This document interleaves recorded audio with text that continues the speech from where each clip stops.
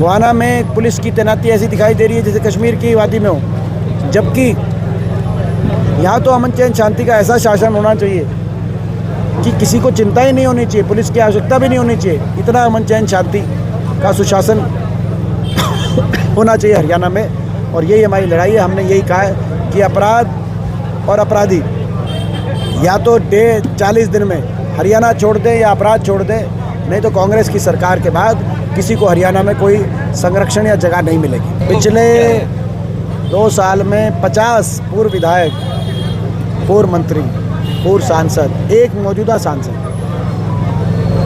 और 4 जो मौजूदा विधायक हैं, चाहे इंडिपेंडेंट थे चाहे जेजेपी में थे, वो कांग्रेस पार्टी को या तो समर्थन दिया है या शामिल हुए। तो ये एक बड़ी बात है हरियाणा जैसे प्रदेश में 50 की संख्या के इस तरह के, क्योंकि हमारे 90 का ही सदन है।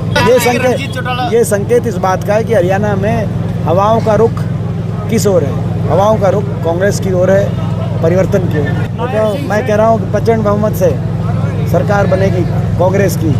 5 साल, ये बात सही है, वो कह रहे हैं 5 साल नहीं चलेगी, अगले कई साल, अगले कई टर्म तक, सुनो, अगले कई टर्म, ये 1 टर्म के नहीं बनेगी कांग्रेस सरकार। लोग इतने दुखी हो गए बीजेपी से कि लोग अब कह रहे हैं कि जो सरकार बनेगी कांग्रेस की, वो अगले 2-3 टर्म वो सरकार कम से कम चलेगी। तो ये लोगों की भावना हरियाणा की, ये तो भाजपा के अंदर की बातें हैं। भाजपा के सारे नेता अंदर से उनकी क्या भावनाएं हैं वो आपने लोकसभा चुनाव में भी देख लिया था।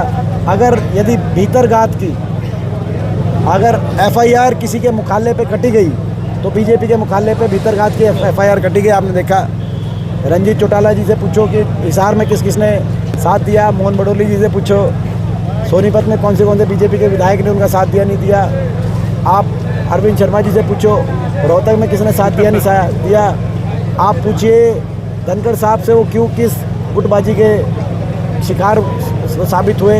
आज धनखड़ साहब जो इनके प्रदेश अध्यक्ष थे, मेहनत कर रहे थे, आज उनको जो है मैं समझता हूँ। तो आप उन सबसे पूछिए, गुटबाजी और भीतरघात की अगर घटनाएं हो रही हैं तो भाजपा में हो रही है। देखिए, संख्या बल निश्चित तौर से बड़े डिफरेंस है। हमारे 28 हमारे पास विधायक है कांग्रेस के पास, 3 निर्दलियों ने हमें समर्थन दिया है और 1 जेजेपी के विधायक हमारे को ज्वाइन हुए। और इस रूप से जो संख्या बल है इसमें कोई दो राय नहीं, अल्पमत में है, लेकिन जिन्होंने उनको समर्थन किया हुआ है, इंडिपेंडेंट्स ने समर्थन किया हुआ है, ये कोई छुपी हुई बात नहीं है।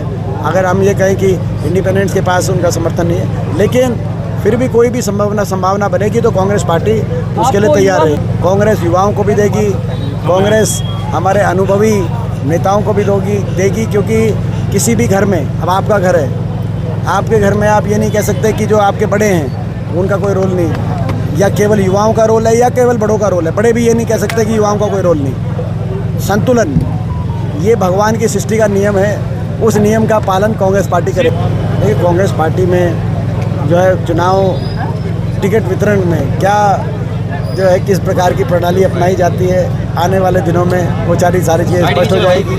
कहाँ नायब सिंह जी, मुख्यमंत्री जी, अपने 10 साल की बीजेपी की सरकार का हिसाब बताएं, क्या काम किए वो बताएं। कामों के आधार पे वोट मांगे, वो तो अभी भी हमें निशाना, 10 साल से हमें निशाने पे लेके वोट मांग रहे हैं। जनता को काम चाहिए थे, 10 साल वो काम किए हो तो बताएं।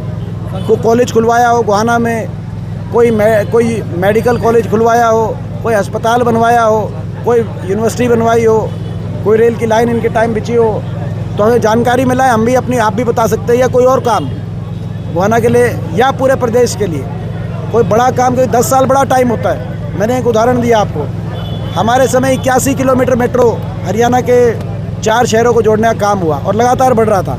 अगला सोनीपत आ रही थी और बहादुरगढ़ से रोहतक आ रही थी, लेकिन इनकी सरकार में 10 साल में 1 इंच भी मेट्रो आगे नहीं बढ़ी। 1 इंच भी। 10 साल के हरियाणा का एक जनरेशन बूढ़ा हो जाए और 10 साल में ये पूछे कि 1 खंभा भी मेट्रो का क्यों नहीं बना, जबकि इन्हीं की पार्टी की सरकार में नोएडा से ग्रेटर नोएडा पहुंच गई मेट्रो उत्तर प्रदेश में। RRTS गाजियाबाद से मेरठ पहुंच गया। हरियाणा में क्या 1 इंच भी मेट्रो आगे नहीं बन, जहाँ पहुंच सकती थी, 1 खंभा आगे नहीं बढ़ा सकते थे।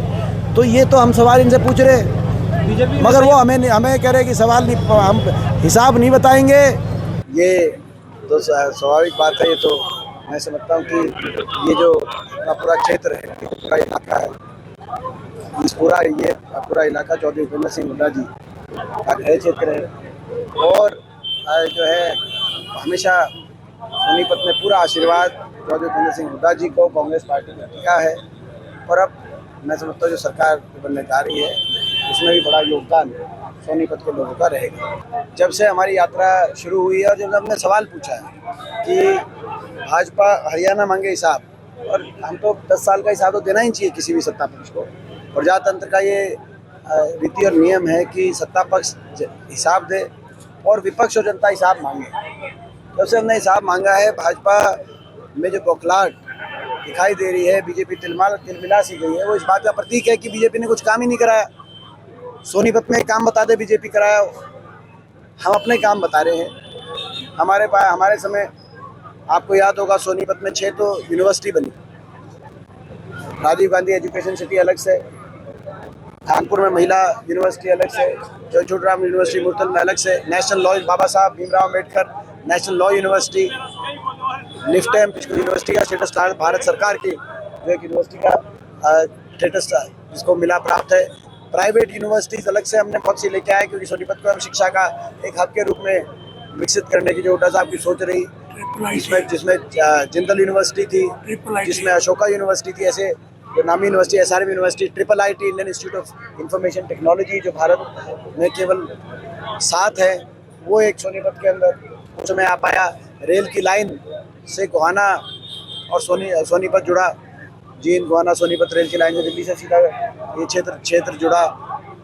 मेडिकल कॉलेज बना, हॉस्पिटल बना कानपुर के अंदर। सोनीपत के अंदर ये जो शैक्षणिक संस्थाओं की मैंने केवल बात की अभी, ये आने वाले समय में कितनी पीढ़ियों तक जो है लाभान्वित करेंगे सोनीपत के और प्रदेश के लोगों का, आप अंदाजा लगा सकते हैं। बीजेपी ने क्या किया, एक काम बताए, तो ये हिसाब की बात होती है। हम आज भी अपना हिसाब दे रहे हैं और बीजेपी से हिसाब मांग रहे हैं कि कोई एक कॉलेज खोला हो, कोई एक स्कूल खोला हो। उस समय सारे नेशनल हाईवे में नोटिफाई हुए, ये सारे नेशनल हाईवे 334B की बात हो, जींद गोहाना सोनीपत की बात हो, सोनीपत खरखौदा झज्जर होते हुए पारडा दादरी लापात तक बात हो, ये 334B, ये सारे नेशनल हाईवे 2014 से पहले नोटिफाई हुए।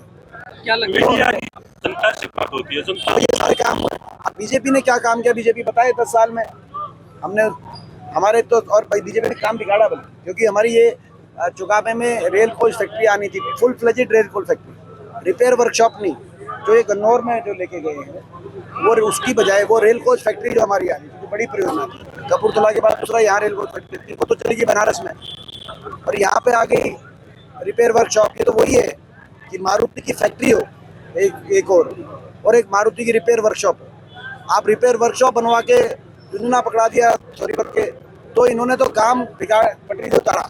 इसी तरह मेट्रो की बात है, हमारे समय का प्लान बना हुआ मेट्रो, मगर एक खंबा 1 इंच भी 10 साल में मेट्रो सोनीपत की तरफ आगे नहीं बढ़ पाए। तो ये सारे जो अब सवाल हम पूछ रहे हैं इनकी तरफ से, मगर कोई हिसाब तो क्या है, तो हर वर्ग का साथ समर्थन आपने देखा होगा लोकसभा चुनाव में हमें मिला और विधानसभा में मिलने जा रहा है। हर वर्ग बदलाव चाहता है और भारतीय जनता पार्टी की 10 साल के कुशासन से जनता का हर वर्ग त्रस्त है।